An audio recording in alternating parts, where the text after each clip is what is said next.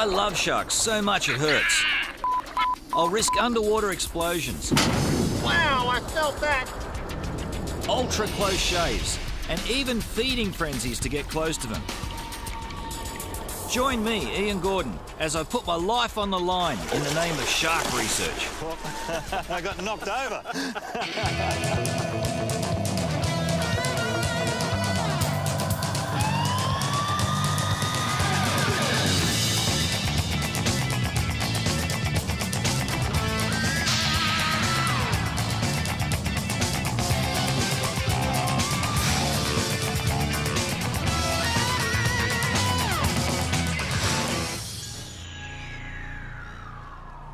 G'day, I'm Ian Gordon. As a shark researcher, I've spent the last 20 years of my life working with the world's most dangerous animals, and every encounter's a real adrenaline rush. As experienced as I am, I've learnt there's a surprise around every corner. And believe me, I've had a few. Luckily, I'm still around to talk about them, so sit tight and I'll tell you about some of my closest calls. My all-time favourite shark is the great white. It's got 8 rows of razor-sharp serrated teeth and jaws that can cut a man in half with one bite. In this first story, I'm off the Neptune Islands on the south coast of Australia, where there have recently been 2 fatal attacks attributed to the great white. While everybody knows the great white's bad boy reputation, we know very little else about them. So for more than 10 years, I've been tagging these sharks, trying to learn more. Here he comes. Whoa!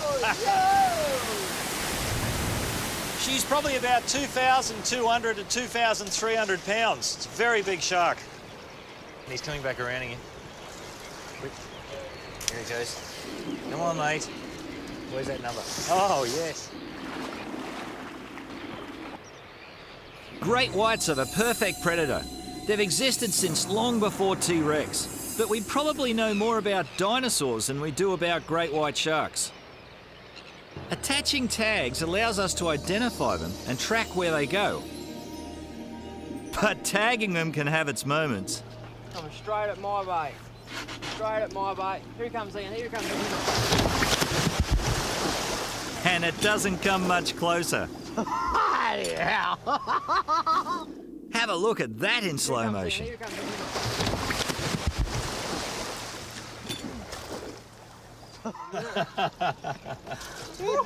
Those sharks come in so fast sometimes you really got to watch your feet, I'll tell you. The jaws of the great white have a deadly reputation, but it takes a high-speed camera to show how beautifully designed they are. When a white shark attacks, it comes in a rush, fast enough to push its 1-ton body halfway out of the water. And it doesn't simply open its mouth and bite. At the moment of strike, the jaws actually extend forward for maximum chomp. And what a chomp! The great white's bite pressure is believed to exceed 4,000 pounds per square inch. And that's why we call them the ultimate predator. Over 120 million years of evolution has created those jaws. The lower jaws act as a holding tool to be able to hold the prey, whereas the upper jaw throws out from the gums and acts as a cutting tool. And inside those jaws, the implement of destruction are these teeth. Big triangular teeth. These are upper jaw teeth, these ones. Lots of serrations down the sides, whereas the lower jaw tooth is a little bit narrower, still cuts, but it's used mostly as a holding tool. One of the other really amazing things about these animals is that they shed teeth regularly. So if this shark loses this tooth just here, in about 5 to 7 days, it's got a brand new one. Absolutely unbelievable. So when my research takes me into the water with them, it pays to have good protection. From the cold as well as the sharks. Time to have a bit of fun, haha.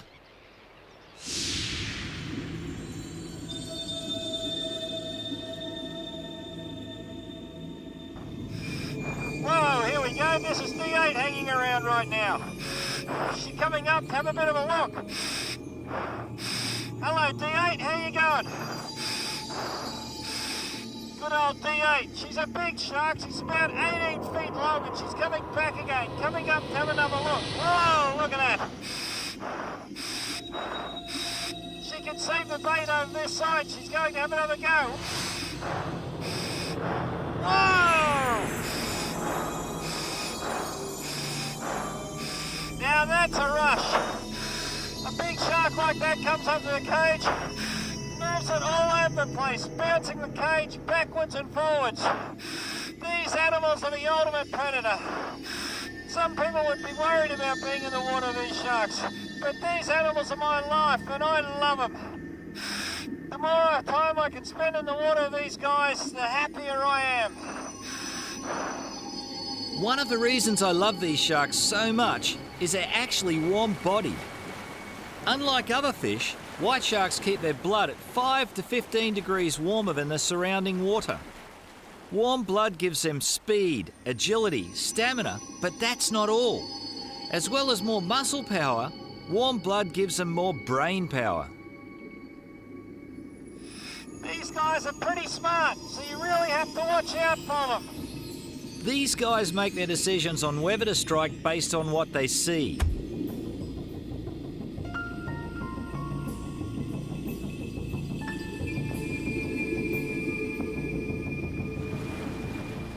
As she circles the cage, you can see her looking at me all the time, rolling her eye backwards and forwards. White sharks don't have eyelids. Instead, when they strike, they roll their eyes back in the sockets to protect them from harm.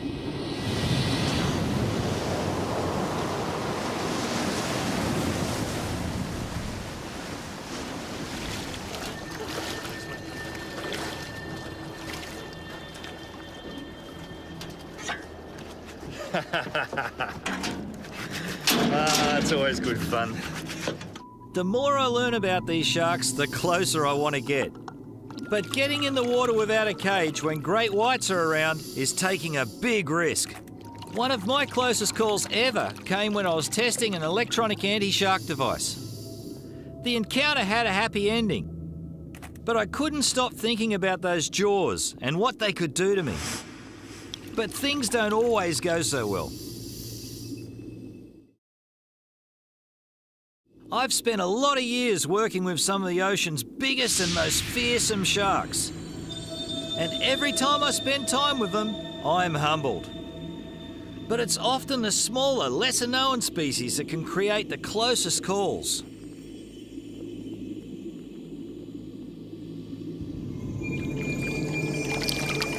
I'm on Australia's Great Barrier Reef, and I'm not alone. This is a white-tipped reef shark. They're a pretty common species found around here, and I've been asked to be involved in a research project with these guys. And as usual, I've got the tricky part of the job. Hang on, mate. Whoa, careful. How close was that? Sharks like these are incredibly flexible, and that little encounter nearly cost me a trip to the hospital. Yep, even the little guys can get you into a heap of trouble. What we've done is we've attracted the sharks with some bait so we can get nice and close to them. What we have to do is measure and tag some of these white tips that are hanging around here. To do that, we have to catch them and restrain them. And that's where my job comes in. And it's not going to be easy. Get out of the way. So here goes. We're not just doing this for fun. Catching these reef sharks is the only way to insert high-tech tracking tags for the research program. Sounds easy, eh? Even looks reasonably easy. Hey, come here, darling. Come here. Oh, you beauty. There you go. Settle down, settle down. Wrangling sharks is always a risky business. You never know when a shark will take you by surprise. Because most of these sharks can be handled without too many problems, it's easy to forget that the odd one can be particularly feisty.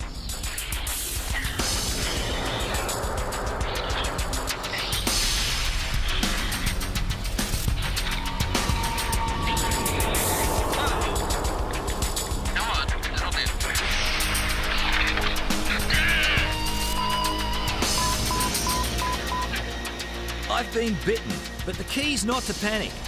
That could encourage the circling whalers into full-on attack.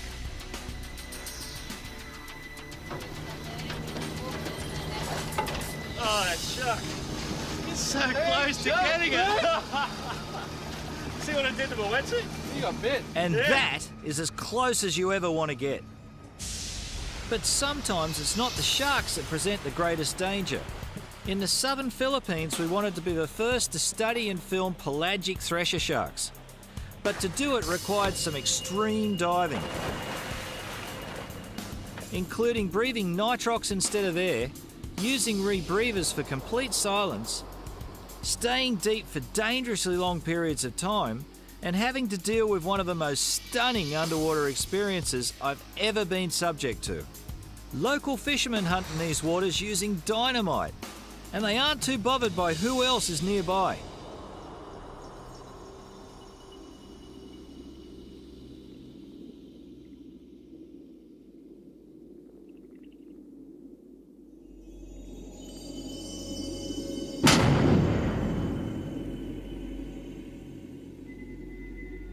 Wow, I felt that. When a blast goes off, the shockwave goes right through you. Wow. The blast was almost enough to knock me unconscious. My head feels like a hard drive in my computer has crashed. It's like I have to reboot my brain. And that blast was half a mile away.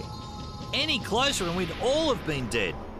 Luckily I wasn't here when the bomb that did this was dropped. The whole top of this big lump of rock here has been completely blasted off. This is one of the results of dynamite fishing. Dynamite comes down, pow! It's just blew on the top right off this rock and killed everything all around it.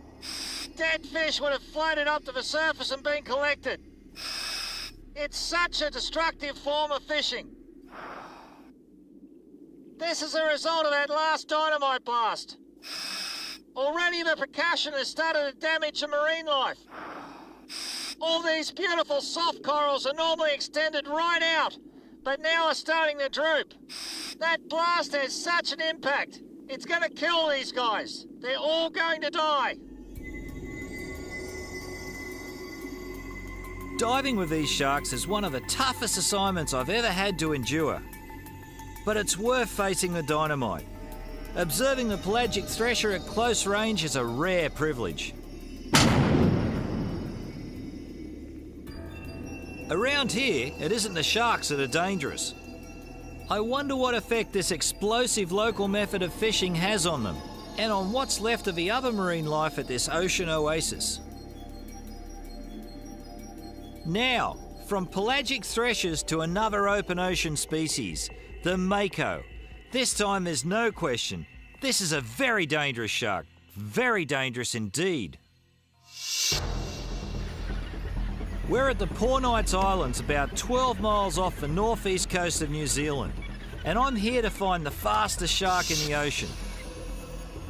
Makos can grow to over 14 feet in length and over 1,800 pounds.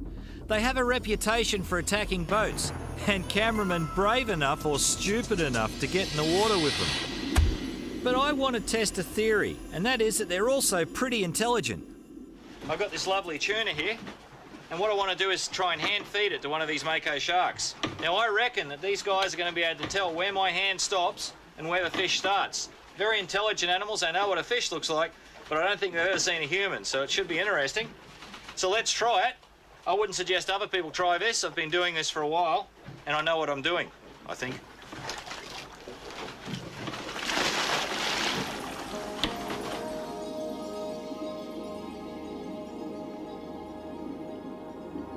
My experience tells me that makos do favour fish over divers and can tell the difference.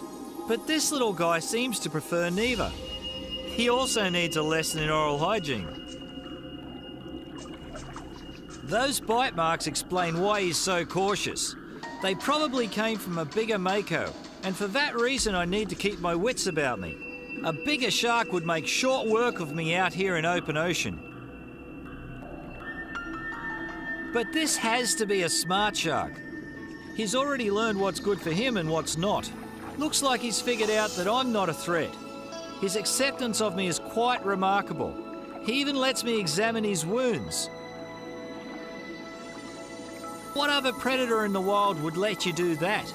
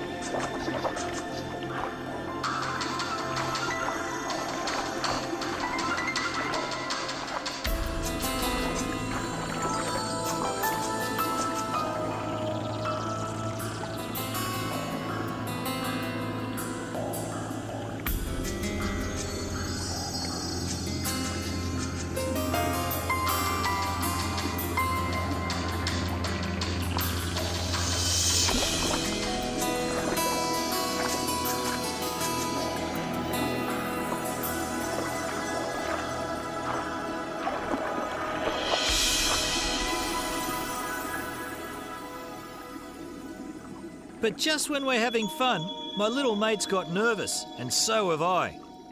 When the little blokes scatter, it's a sure sign that something bigger is on its way, and the odds are that it's bigger than me too. It's time to get out. Smaller sharks often take off when larger animals show up, and this time's no exception. Makos tend to be loners, and they don't appreciate competition for food. And this one's looking for dinner.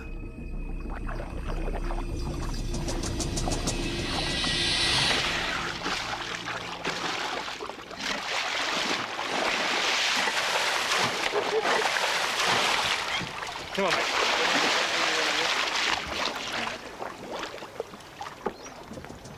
Here she comes.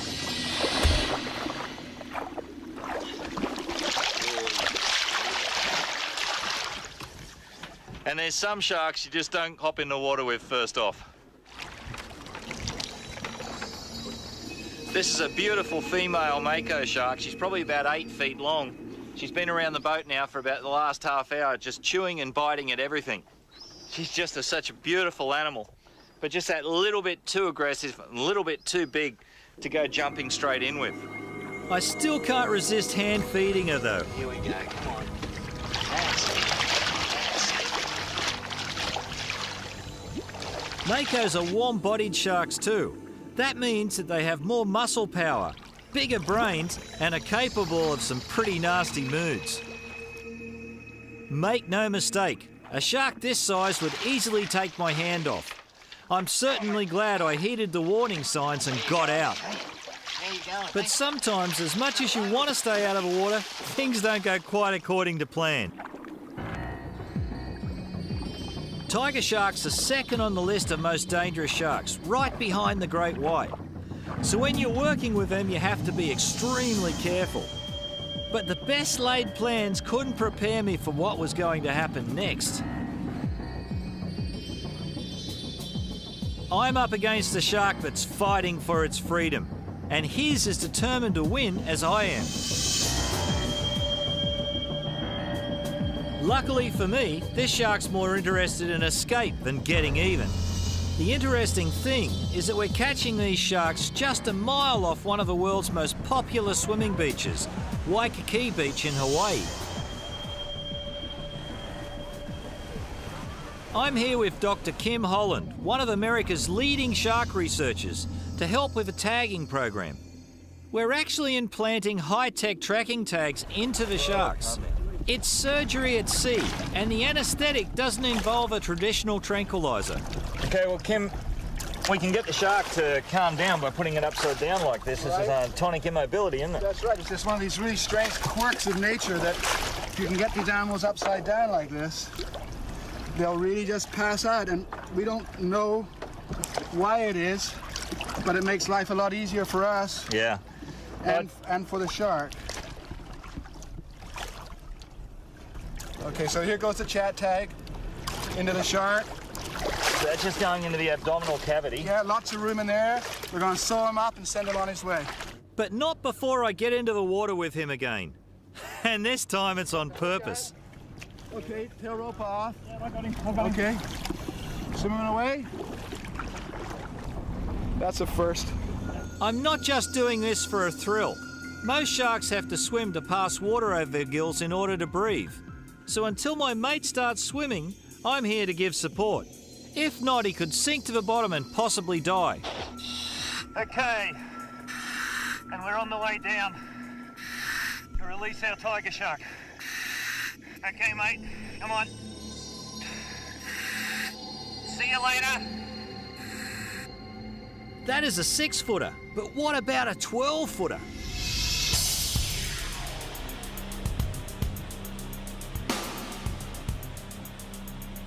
Shark off the port bow, about 200 metres, Ed. All right, let's go. Let's go. Looks like we might be on, mate.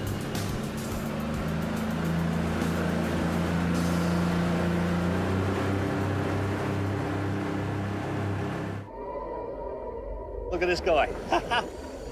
Isn't he gorgeous? Oh, aren't you lovely? Lovely to look at, but tigers this size have a nasty reputation for attacking humans. During the 90s, there were 33 attacks attributed to tigers in Hawaii alone, 2 of them fatal. Getting into the water with this monster is a very dangerous thing to do indeed. But now he's preoccupied with chasing this waterlogged albatross chick. I think I'm safe.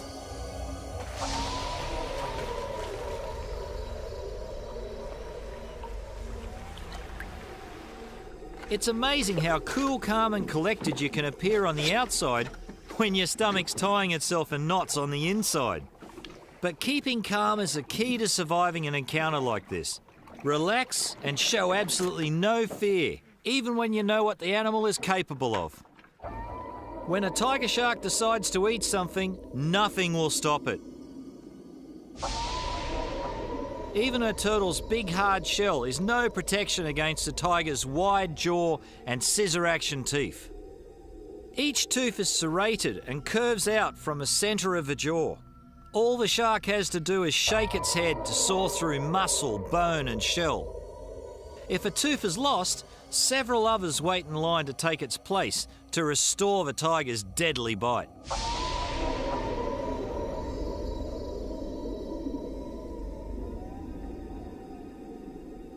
And remember, compared with the tough armoured shell of a turtle, I'm like a marshmallow.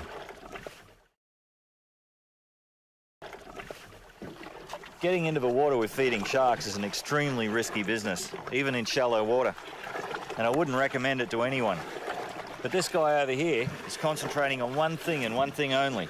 That's eating that bird, so I reckon I'll probably be all right. Trust me, I know what I'm doing, I think.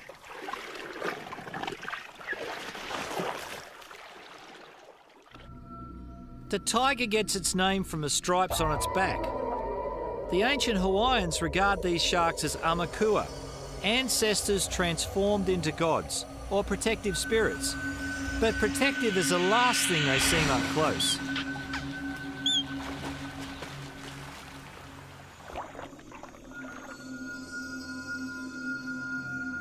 In fact, the shark this size must always be considered a threat. Luckily, I was right. He's completely preoccupied with hunting birds.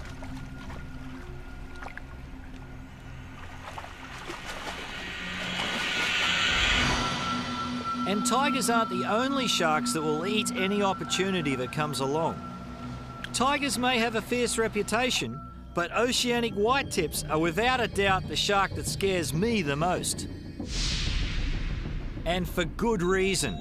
They've been blamed for hundreds of deaths of sailors and downed aviators, especially during World War II. When you're out of sight of land, these sharks are your worst nightmare. I've always wanted to dive with them, but it's a risky job that my crew and I are not going to take lightly. If that sausage goes off or that clenched fist goes up, 2 people out of the water as fast as possible. I don't think there's any need for a safety diver to be kitted up with scuba, but I think as long as there's a pair of fins and a mask handy that we can just race out and have assistance if needed. But remember that as soon as you introduce another person into the water, you're potentially going to compound the danger. With these guys, it's an absolute liability. and you have to be aware of that. You know, if you can't go jumping in like other sharks with these guys. If these guys are fully racked up, you know, it's a serious problem. And if you go introducing another diver, he's not a safety diver. He's a lamb to the slaughter. With words of wisdom like that, sometimes I begin to question my own sanity. I'm off Kona in Hawaii to test the latest in shark technology. I want to see if electronic shark deterrents work on this species. And what a shark to test it on. This oceanic white tip is about 8 feet long, big enough to make a mess of me in a few seconds. And you can bet it's already crossed his mind.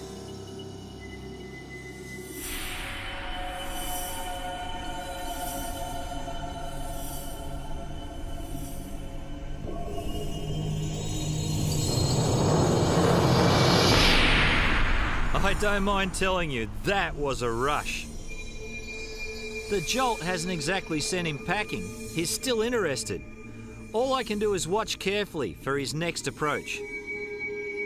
These sharks are named for the white tips on their fins. From a distance, the white flashes look like tiny schools of fish, and they may help to attract some of the shark's prey.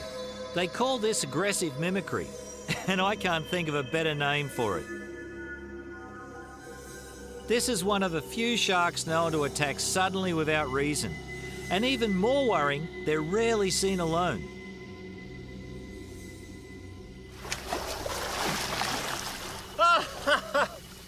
Oh, that's a great animal. That has got to be one of the meanest looking sharks up close. They make me so nervous. They are, without a doubt, the top order predator in the ocean, especially, that's only one. Imagine when you got 2 or 3 around. I even had to give him a little bit of a zap with the electric on the pole once, and all that does is create a very small electrical field. It doesn't electrocute the shark, it jams some of the sensory organs around the nose. And he noticed it straight off, which is a good indication that these guys are sensitive to this sort of pod-type technology. So that's a really good thing. What a buzz! But there's more to come. The secret to finding oceanic white tips is finding pilot whales. The sharks and the whales almost always seem to travel together. Pilot whales are actually a large species of dolphin. Now, most people think that if there are dolphins about, you're safe from sharks, but that's not true at all. In fact, the opposite is more often the reality. In this case, they both hunt squid. But while the sharks rely on their senses of vision and smell, whales also use echolocation. It's likely that the sharks shadow the whales to take advantage of a whale's echolocation sense. But unlike the pilot whales, the oceanic white tips are extremely opportunistic in their feeding. That means they'll eat pretty much anything, including me. And they have absolutely no fear. Once they see you, they'll turn and they'll just keep coming and coming until they're just inches away.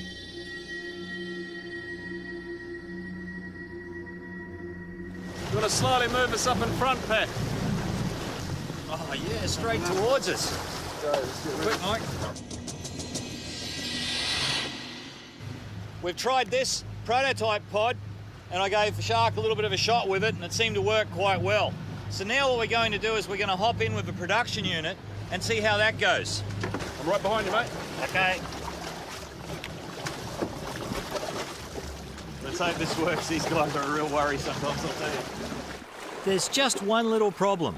I can't use my scuba gear. You risk decompression sickness if you fly within 24 hours after using scuba. And our plane's leaving tonight. That means I have to test the pod while snorkeling.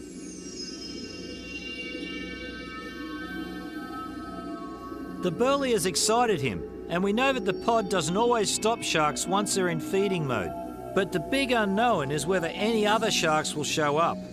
If that happens, the danger will instantly escalate, and the chances are we'll be in big trouble.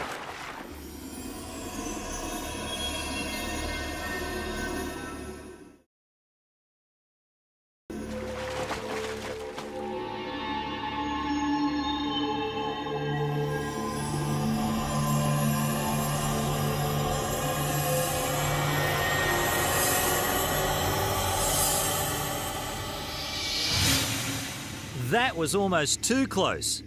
I was a little bit late switching my pod on that time. He's definitely interested, but now hopefully there's a line around me he just won't cross. Because it generates an electrical field, the pod isn't recommended for anyone with cardiac problems. Of course, if you're prone to heart attacks, shark diving probably isn't the ideal hobby for you anyway. But as far as we can tell, it doesn't hurt the shark. It just overwhelms his electrical sensors. It's probably something like you or I getting a blast from a car horn.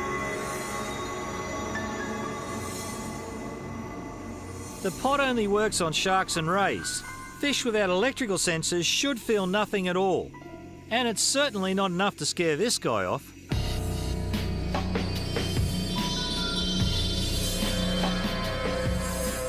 I'm glad to see it working on this species. I really had my doubts.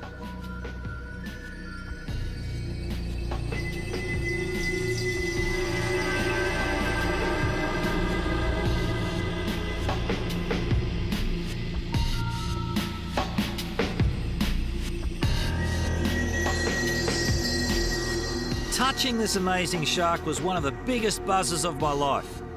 I certainly wouldn't suggest that anyone else try this, and I'm not going to push my luck. It's time to call it quits.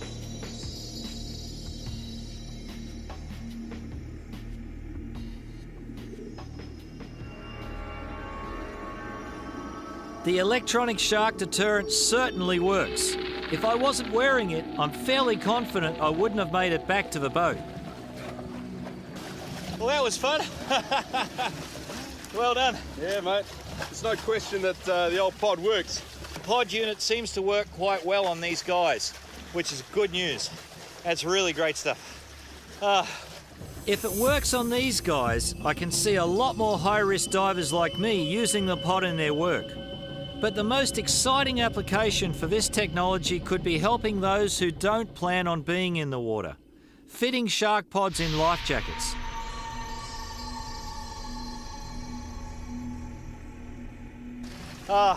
I just love diving with these sharks so much. They're so much fun. It's about as good as it gets. Yeah, yeah, they're evil. They're evil. They're evil sharks, these guys, I'll tell you. The oceanic whitetip has to be one of the most fearless sharks I've ever dived with. But at least in the clear waters of Hawaii, I could see them coming.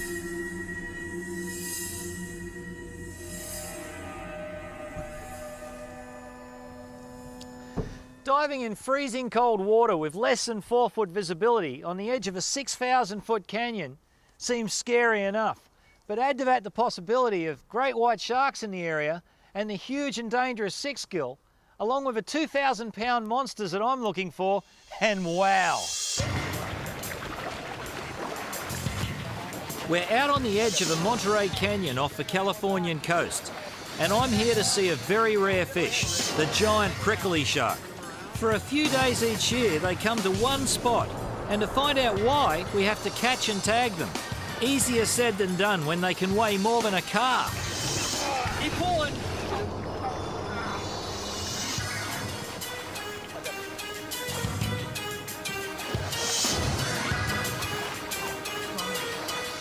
Pick up that shark. So you know these odds. Oh, mate, this is one heavy shark, I tell you. He's not light. Okay, now pull, Ian. Pull. Researching these sharks on the surface is hard enough, but I also want to get down and try to find them in their own territory. But that's generally so deep it's out of range of any diver. Except for here and now. For a couple of hours each morning, they come up from the depths onto the edge of Monterey Canyon. And that's within diving range. Just. 95, 99, 101. I've got to tell you, I'm more than a little nervous about this dive. But the chance to meet a prickly shark in the wild is just too much to resist.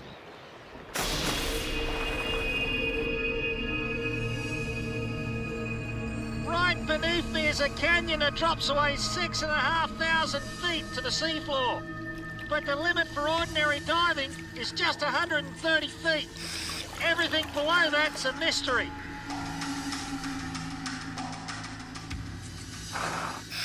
Here we are at our depth limit, and I can't even see my own fins.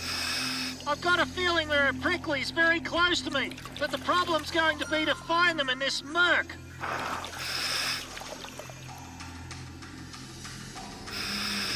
I'm running out of time. If I stay down much longer, my blood will absorb a critical amount of nitrogen gas from the air I'm breathing. As the pressure decreases on my way up, that gas will form bubbles in my blood. That's the bends. It's not only extremely painful, it can also be lethal. And that's not in my contract.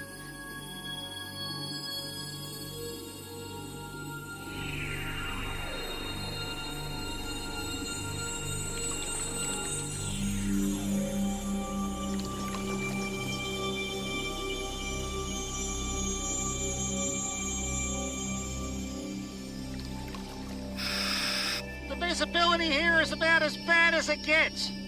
Finding a prickly is going to be quite a challenge. In fact, they're just as likely as to bump into us as us into them. It's cold, dark, and claustrophobic. It really makes you feel uneasy, especially when you're talking about bumping into a 1,000-pound shark. And there may be the odd 6-gill or great white also. You've really got to keep your eyes open. Although seeing anything in this murk would be quite a challenge.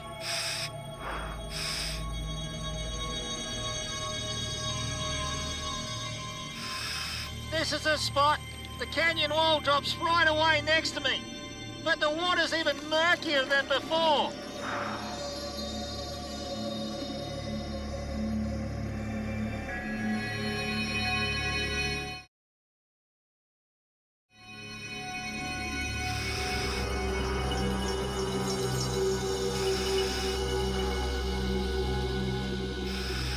I've got to keep moving and cover as much ground as I can. I've only got 10 minutes at this depth. Then I have to go back to the surface.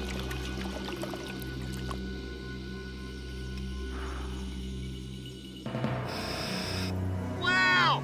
There it is! The demon from the deep!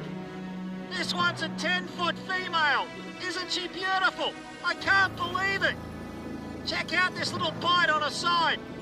That's from another deep-water species, a tiny cookie-cutter shark. Amazing! Look, here's another one. See how slowly she's moving? It's using ground effect water pressure to ride on as she glides over the seafloor. What a sight! Sharks like these are very tolerant of pressure changes because they lack the swim bladders and other gas spaces that can expand and cause problems for other fish and divers like me. So she's perfectly at home in 30 feet or 1,300 feet. We know very little about these sharks. They've only been seen eating small fish, but she has a huge mouth that's more than capable of inflicting a deadly bite. And they also swim with the dangerous 6-gill sharks. This shark is about 12 feet long and probably weighs around 2,000 pounds.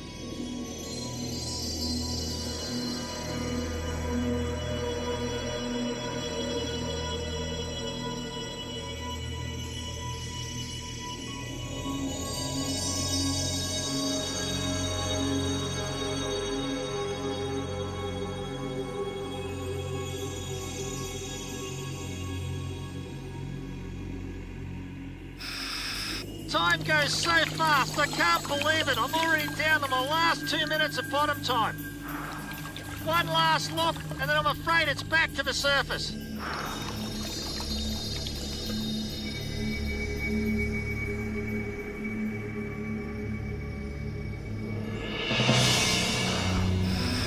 Wow, there's another one, and it's another female. This one's smaller than the others, about 8 feet in length. But still big enough to do some damage if she wanted. I just can't believe it. Look at her. I wonder if she'll let me touch her. I'm fairly sure I'll be safe. Wow, see that? When I touched her, she was off. Unbelievable. Imagine getting a chance to dive with a prickly shark in these conditions. I just can't believe it. I've got to tell you, this is almost like a religious experience. Well, persistence pays off. And even in terrible conditions like this, 1 or 2 foot visibility, if you keep working, you'll eventually succeed. Fantastic animals. And all you see is that big eye. First thing you see is the big eye, or the back of the tail. As far as I know, this kind of footage is a world first. Diving with these huge animals is one of the highlights of my life, and a real journey into the dark. I still can't get over the feeling of meeting pricklies in their own environment. It'll take days for the adrenaline to wear off.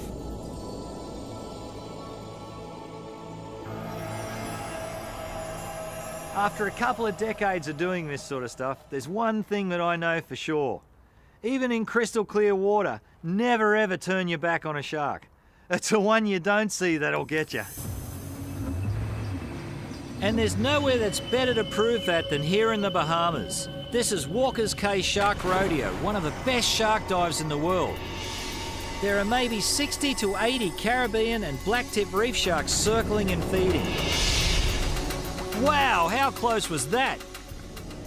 That Caribbean reef targeted me from right up at the top of this pack of feeding sharks. That's the trouble when there's a lot of sharks around. But generally these guys won't bite unless you harass them. Check this out. Part of a chum has broken away and is being carried around by the feeding sharks. Cameraman Mike is right in the middle. You'd think there'd be trouble, but he remains calm, and even when mouthed, he doesn't react. Keep the camera going, Mike. Keep that camera going. It may look like a frenzy, but the sharks are only biting the food. As long as you don't panic and remain calm, you can even walk away from situations like this. If you see a shark and turn and run, the shark will either sense your fear and give chase, or maybe he'll think that you've got food and also give chase. So rule number 1. Never run from the shark. Back away in a slow and controlled manner, but always keep your eyes on the animal. That's a good theory with sharks like these 6 to 8 foot Caribbean and blacktips. But what about public enemy number 3, the bull shark? While it's third on the list of the most dangerous sharks, when it comes to fatalities, the bull kills more of its human victims than any other shark. There are lots of people who believe that most shark attacks are a case of mistaken identity, but my friend Dr. Eric Ritter doesn't. He thinks that sharks are far too intelligent to make silly mistakes like that, and he's brought me here to the Bahamas to help prove it. We're going to wade out to our waists and place fish heads, food scraps and blood in the water around our legs. Eric says the sharks will be able to tell the difference between our legs and feet and the food. It's a test for the sharks and a big test of our nerve. Eric's also keen to reinforce what we've learned before. Staying calm has a lot to do with being safe. So tell me, why have you got a heart rate monitor on me? And I notice you've got one as well. Yeah, you see, heart rates are a good indicator if you get nervous, if you're relaxed. You know, and it's much easier to work with these big sharks, you know, to see where your heart is or your stage of nervousness. Because anything's going to raise someone's heart rate like a 9-foot bull shark, mate, in knee-deep water. Look at this guy, I mean, yeah, Just to make things worse, I can't help trying a hand feed. Please don't ever attempt to do this. It's extremely dangerous, but it helps to illustrate the point that Eric's trying to make. Sharks have a far greater ability to discriminate than we've ever given them credit for.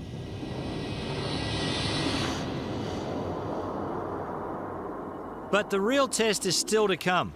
I took my hand out of the way before the bite. What if we don't move while the sharks take food from on and around our feet? And the question I've got to ask you, Eric, is how can we do this? Well, you know, you don't have to be afraid of these animals. They're not dangerous as long as you follow certain rules. Certain rules. Yeah. You got to play the game. Exactly. Yeah. Exactly. And that's what we can see here, you know. We're here, the sharks are there, you know, they're very hesitant. So our job now is to stay calm, quiet, you know, and don't give them any ideas that we may be a potential threat. Yeah. Look at the size of that thing.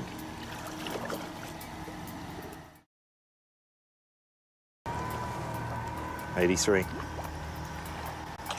67. You got 3 bull sharks in there.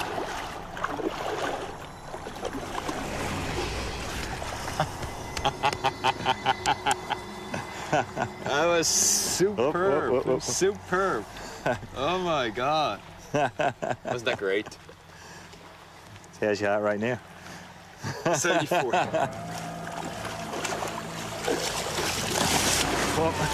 I got knocked over. I got knocked over. Hold it. Still here.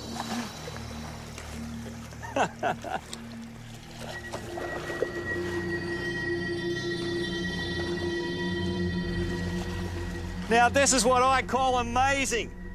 We've got 5 or 6 3-metre, 9, 10-foot long bull sharks right behind us. They've actually hit Eric and I in our legs and moved us backwards, our entire body weight. What do you reckon about that? I don't know. That's great.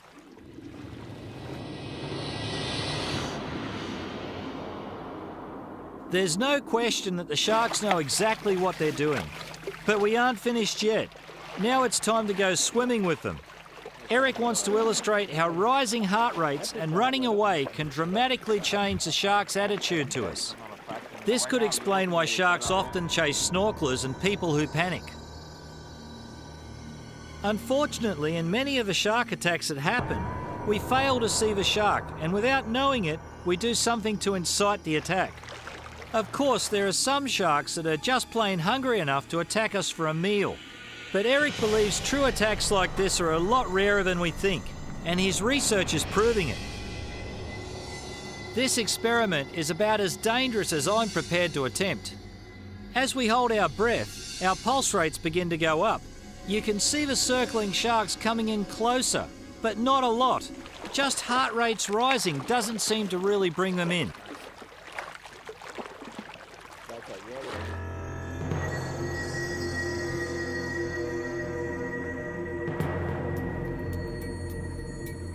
Now we try that again. This time there are 8 sharks all around us, and our pulse rates are both up over 100 from the last dive. This, combined with us swimming backwards and forwards, seems to have them more interested.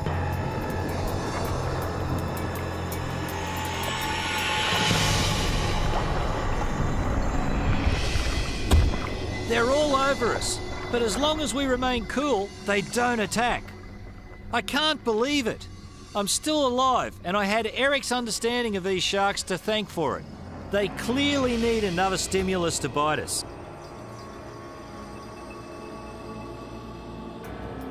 We can add this stimulus just by changing our behaviour. Look what happens when we swim off a little faster. They're right behind us. They're just waiting for a sign that we're either injured or a threat. If we panic now and thrash and splash our way back to the beach, anything could happen. Oh my God. Did you see that? Oh, I was solid. This thing was on my head, you know. As I'm coming close to Joe, and then get a good head scratch. Amazing. Well, kiddies, don't do that at home, okay? And that's good advice. While we're starting to see the patterns of their behaviour, sharks are anything but predictable. And perhaps that's why I just can't get enough of them.